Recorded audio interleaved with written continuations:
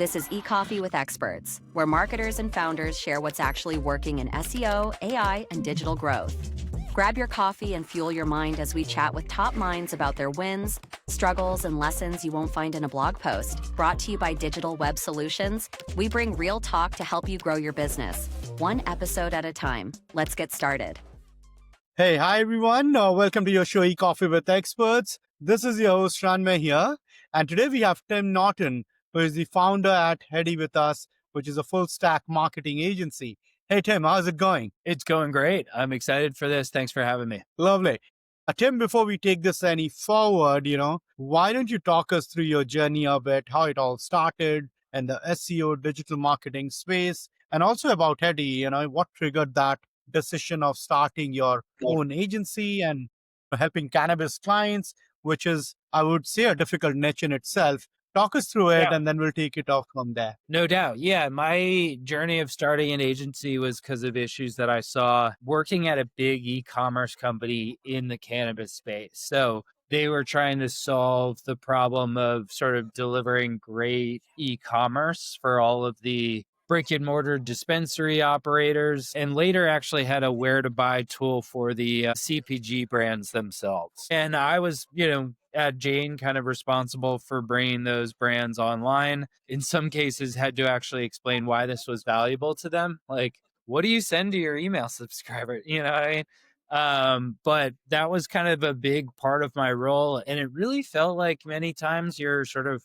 building them a Ferrari that never got out of the garage. And so I would ask questions about, hey, how's your website traffic doing? Like, who's accountable for that? Do you guys have SEO help? Do you do any email marketing? Right. And never loved the answers to my questions. Sometimes I found they had straight up charlatans working for them. And so I left the company that I was at. They were called Jane, great company. I left not because I didn't like the cannabis space. It was really, I felt compelled to solve that more tactical problem. Lovely.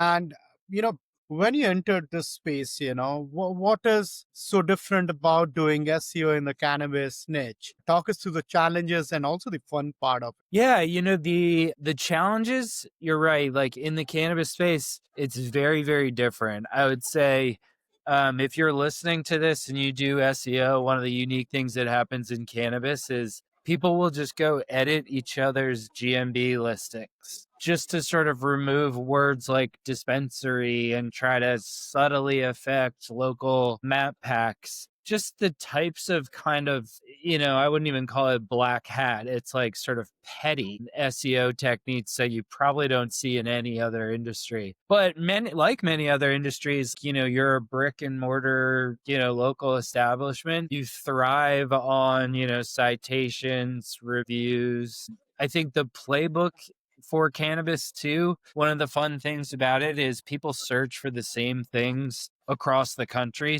regardless of if you're a retailer that carries every category and subcategory, but only in very specific local markets, or you're a brand that's in only very specific categories and subcategories, but across, entire states, right? Sometimes multiple states, and they're in every local market. Either way, we have strategies to make sure that they're showing up for all of those moneymaker searches. Deals near me, deals in a category, Chicago live resin deals. And then you can think of those things like the location, the category as kind of plug and play. And we're doing these things at scale across all of their locations, all of their categories, things like deals, things like best products or top sellers. And we really try to hit that sort of long tail of cannabis SEO, but do it in a way that's hyper relevant to their brand. And then we make sure that they're distributing those, right? We don't just sit on them and try to earn search traffic. We really make sure that our clients have turnkey ways to kind of print cash from those assets in more of an active than passive manner. If that makes sense. Absolutely. And, you spoke about it not being black hat or entirely white hat either, right? So in such regulated industries like cannabis, what's your play for earning topical authority when traditional link building options are kind of limited? Yeah. Yeah. I think that's absolutely right. We've had to get creative here. And I would say we have more of a barbell strategy than like the meaty middle that other industries might be able to rely on. Like on one side of the spectrum, you can simply self publish, right? I call it like create your own news, right? I will say, oddly enough, some of the biggest brands in our space, cannabis, seem to be the ones that like they think everything they do is news, right? And they're putting out a press release for every little thing that they do. Well, we've noticed the more we get our clients in that type of mindset where we can really talk about everything they do, these press releases often get reposted by various publishers, like including the Yahoo Finances of the world that have enormous domain authority. And even if those are not do follow backlinks to their website, right? We can already see with LLMs that like mentions is an overall determining factor. But certainly alongside the Yahoo Finances and Morningstars that tend not to throw us a do follow backlink, you'll also get like Bakersfield.com, right? Or Yeah. these other sites that have a similar strategy of just sort of reposting our press releases. Often you get a full, do follow backlink out of that. And so we try to not really depend on like too many of the like, you can get a lot of links on the cheap strategies that may work in other industries. You really have to be a little bit more controlling about it. So on the other side, we'll sometimes directly broker opportunities with top publishers, sort of, through the back door kind of stuff. But yeah, we're definitely seeing that either way, like increasing the volume of those mentions on the internet is a big determining factor to SEO and whatever you want to call the future of ranking by LLMs and getting mentioned by those as well. Now, a very good point there. As LLM based search is expanding, right? How are you adapting at Heady's SEO playbooks, for AI overviews and multi engine visibility there for your cannabis brands? Yeah. Well, I think one of the things we've seen is like I just said, mentions being huge. It's not, I mean, so one that I'll say, keep doing regular SEO. That's probably the first one. It has been proven that a lot of these LLMs are still relying on good old Google to do a lot of, indexing for them. Even sometimes like scraping Google search results. And there's, a lot of research going on there. So I would say don't stop doing what works for regular SEO. Don't. I will say some of the things that uniquely work for the LLMs is sort of mentions without do follow backlinks. Like I do think the fact that Yahoo Finance talks about your brand, even if they're not, giving you a do follow backlink to your domain, is going to matter a lot to some of these LLMs that are literally like consuming the article, and that brand must be a thing, right? So I think that's certainly working. The other thing I've seen is, the extent to which some brands can kind of hack that mentions aspect, because the LLMs don't necessarily know that like an associated domain that they own can just, talk about the other domain. And it's like, well, they're a top provider of X. I know from this website, right? That they also own. It's that play is something that very much works with LLMs. And part of that goes back to kind of our tried and true is it's just like for each of our brands, we're trying to leave no stone unturned. How do we try to give you an overall sort of bigger mentions profile than some of the also rans that you compete against? And you have been a very strong advocate of CRM being core to growth, right? Oh, yeah. So, how do you align CRM data with SEO plus content signals to close the overall attribution loop? Yeah, I think the key word for me is value add. And a lot of people believe that email marketing doesn't work because none of us are reading all of these emails that we're getting, right? But how often have you gotten that, perfect subject line, exactly what you were looking for? You're like, I'll check it out, right? And I think that's where the opportunity is. It's actually way lower hanging fruit than a lot of these cannabis brands realize, to create that value add content that they can distribute autopilot, like literally without thinking about it every month. Because, again, the SEO signals are pretty clear. We're looking for deals, brands, best products across these categories, across these locations, right? And as a brand, that's a finite checklist for you, right? And as you build out those pages, you have a subscriber that only ever buys live resin from your Chicago store. And often he's like, look, buying products on special.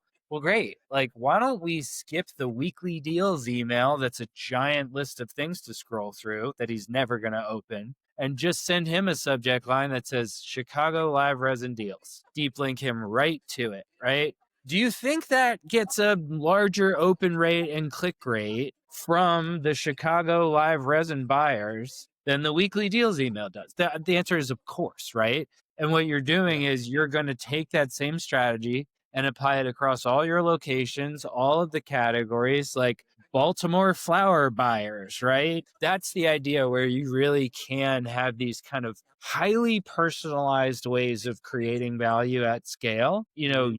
A lot of those don't even require creating all of those pages on your website. It's just playing with query parameters on your e-commerce menu and things like that. It's relatively easy to kind of roll out these set it and forget it strategies. And then what I also encourage them to do is with their CRM, right? I want them to be on every social platform, so that anytime they do get somebody to read an email, it's like, hey, where do you do your doom scrolling? You know what I mean? You're on X, you're on Instagram, you're on, right? And then that way they can follow you wherever they do their time wasting, right? I think that's part of why social media ads work so well, is like inherently people are wasting time. So that's what I mean by having my brands. Like, CRM is definitely one of the key legs of the stool for us with any brand in the space. It's SEO, CRM, making the website UX, checkout, ecom very strong, social media, PR. That's a lot of legs for a stool, I know, but yeah, all of those are, we feel like, kind of the key levers to at least the organic side of marketing, as opposed to like paid ads. 100%. Perfect, Tim. So, I mean, we're almost at the end of 2025, which has been a really, really eventful year in terms of all the AI storm, a lot of platforms, tool kind of mushrooming now. So, what is your boldest bet as to where marketing will be in 2026? I think more people are going to feel pressure to do more with less. I don't think that's super controversial. That's probably something that you could have said for, a decade now, but I just think it's going to continue to accelerate. For example, I do see like the layoff announcements just like everybody else does. Inside our space of cannabis, you can see marketing teams kind of, and teams forced to do more with less. I think one of the consequences of that is everybody's going to be scrambling to figure out, how do I, create these N8N workflows where I can just push a button and do this, that, and the other thing.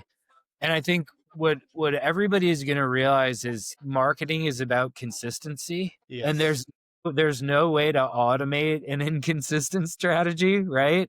And I think finally it's like the horses are going to get drawn to water. It's like, actually, if you do the same things over and over again, it's called compounding gains, right? On a daily, weekly basis, compounding small gains. And that's what I'm trying always to tell our clients. It's not about like going viral once and be like, we did it, we're number one, right? No, right? This is an everyday, you got to show up all the time and compound those gains and retain those subscribers and reactivate them, turn your followers into buyers. And we feel like we have really easy kind of turnkey strategies for that. So I'm bullish that a lot of other people are going to figure out that we have, that actually consistency is your friend. It's not boring. You know what I mean? Like marketers who always want to be doing something different, great. It gives you more time to do that, right? Get the routine stuff out the door and then, go tap dance and do the creative stuff that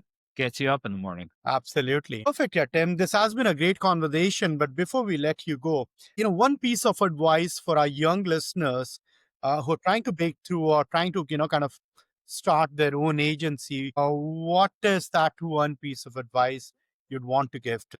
I think niches are your friend. So Mhm. picking a vertical that you really want to understand, a specific problem that you want to solve for a specific audience. I think, when you're starting an agency, like a services type business, I think is a great way of doing it. That would be a strong recommendation of mine. I would also say always have in mind a sort of a service that could be sort of borderline productized, where you can eventually sort of remove yourself from operations, or at least create such clear guidelines that folks can once in a while step in on your behalf, et cetera, et cetera, et cetera. Those are the kind of the two things I would keep in mind. But when it comes to number two, yeah, like you may have productization in mind for the future, but just do it manually, do it personally, like personally oversee every step of your service, where, even if you're using subcontractors on Upwork,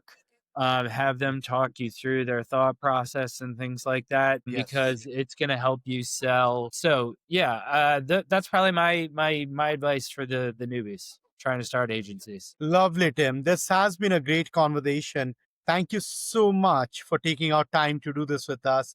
Really appreciate it, man. Cheers. Thank you. Appreciate you. It was great.